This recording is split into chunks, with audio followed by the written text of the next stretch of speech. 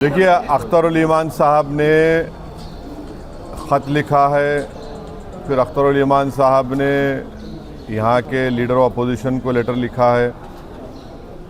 Media के ज़रिए हमने इस बात को कहा है कि MIM पार्टी अलायंस के लिए तैयार है।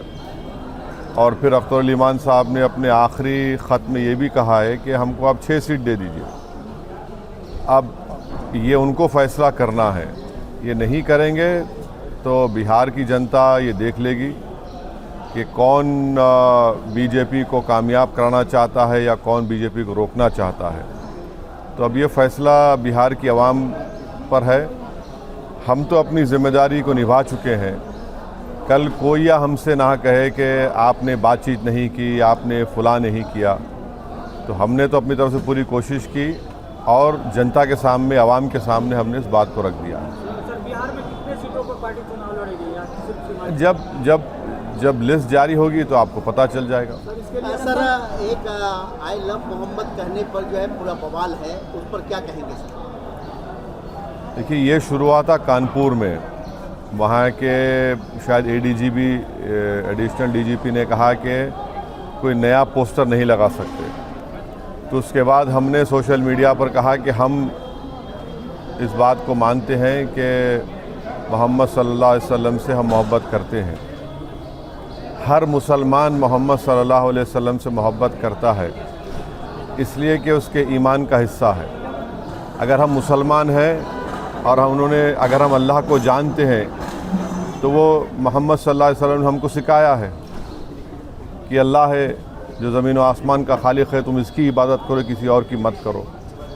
हमको उन्होंने बताया है कि तुम्हारा ईमान उस वक्त तक मुकम्मल नहीं हो सकता जब तक कि तुम मोहम्मद सल्लल्लाहु अलैहि वसल्लम को अपनी दुनिया की हर चीज़ ज़्यादा नहीं चाहोगे। तो ये तुम्हारे ईमान का हिस्सा है। और आर्टिकल 25 में फ्रीडम ऑफ रिलीजन है, तो संविधान में फंडामेंटल राइट है, इसको आप कैसा छीन सकेंगे किसी से? और ये क्या बात है कि नया पोस्टर कैसा लगाए, जो यूपी में क्या गलत है एकदम वो। अभी तो जो नहीं पूछो पूछिए। सर, तेजस्वी यादव का कहना है कि युवाओं को इस बार रोजगार मिलेगा, सिर्फ उसके पास डिग्री होना चाहिए। उसके पास डिग्री होनी चाहिए, यानी हर सर्टिफिकेट वाले को रोजगार देंगे। पहले ये बता दीजिए कि बिहार में ड्रॉप आउट रेट कितना है स्कूल का, ये बता दीजिए कि कितने लोग ग्रेजुएट होते हैं। इसके ऊपर आप फैसला करिए। डिग्री होना चाहिए तो फिर बहुत सरकारों का रिकॉर्ड भी तो सामने आएगा ना कि उन्होंने कितने स्कूल खुलवाए, कितने कॉलेजेस खुलवाए, कितने काम करवाए।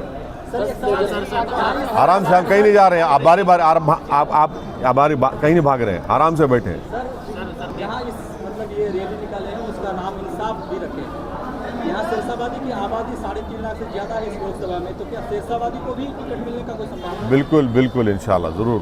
सर, तेजस्वी यादव ने जो कहा है मीडिया में प्रेस कॉन्फ्रेंस के जरिए कि उन्हें भी हैदराबाद में सीट चाहिए आपसे, तभी वो गठबंधन के लिए तैयार है। अरे भैया, आप तो इंडिया अलायंस का हिस्सा है, कांग्रेस आपके साथ है, कांग्रेस की सरकार तेलंगाना में। आप आ जाइए ना, आके उनसे सीट ले लीजिए और ज़्यादा वोट लेकर जाइए, हमको कोई तकलीफ नहीं है। आप बिल्कुल आइए। कांग्रेस CWC की आज बैठक कर रही है, अपना ताकत प्रदर्शन कर रही है। हाँ, RJD को दिखा रहा है अपना ताकत। आज बैठक हो रहा है पटना में। हम अपनी ताकत दिखाने के लिए आज न्याय यात्रा शुरू कर रहे हैं, तो उनका उनसे पूछिए। महागठबंधन में शामिल होने के लिए, हाँ, महागठबंधन में शामिल होने के लिए केवल राजद का दरवाजा क्यों?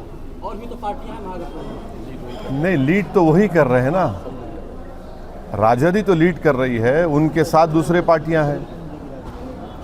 ऐसा तो नहीं था कि आपका नारा 4 के बदले 40, इसको देख के राजद को चेतावनी तो नहीं है? अब देखिए, एक बात सुनिए, अगर आप एक बीज बोते हैं और उस बीज को ज़मीन में ताकतवर बनाने के लिए पूरे लोग अपना खून पसीना बहाते हैं, और जब फसल निकल कर आती है तो आप फसल को लेकर चले जाते हैं, भाग जाते हैं। आपको तकलीफ होगी नहीं होगी? तो हम अभी भी बीज बो चुके हैं और फसल अब के बार जब निकलेगी वो यहाँ की जनता के पास भी होगी, कोई लेकर नहीं भागेगा। के बाद RK सिंह भी उसी राह पर चल रहे हैं। क्या?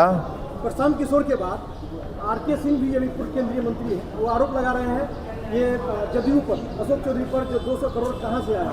तो कहीं ना कहीं सर ये गठबंधन का असर नहीं पड़ा, गठबंधन के खिलाफ ही आप कर रहे हैं। नहीं, अगर आरोप लगाए तो उनको बताना चाहिए। सर 2020 के चुनाव में एमआईएम अपने बदौलत 5 विधानसभा की सीट जीतने में कामयाब हुई। क्या 2025 में एमआईएम इतनी कमज़ोर हो गई कि बार बार राजद के ऑफिस में, कभी उनके घर के पास ढोल बजाते हुए आपके प्रदेश अध्यक्ष पहुँचते हैं? ऐसा है ना, देखिए आप लोगों को हर चीज़ आपको ब्लैक एंड वाइट नज़र आती है, तो सियासत ब्लैक एंड वाइट नहीं होता है।